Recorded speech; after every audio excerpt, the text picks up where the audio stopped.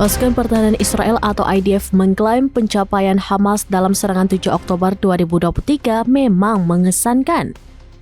Dalam hasil investigasi yang diterbitkan pada Senin 3 Maret 2025, IDF menjelaskan apa yang terjadi di pangkalan Nahal Oz milik Israel.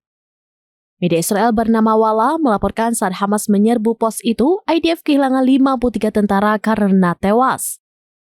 Di antara mereka ada 19 tentara dari Batalion 13 dan 7 tentara dari Brigade Regional Utara. Rencana penyerbuan Hamas ke Nahal Oz sudah diungkapkan IDF tahun 2022.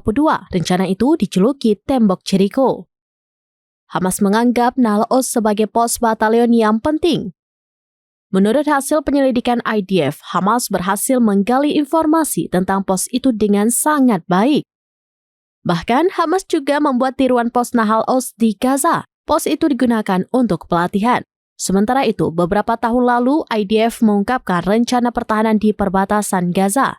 Rencana itu disebut merampas tembok besi dan diterbitkan di media Israel.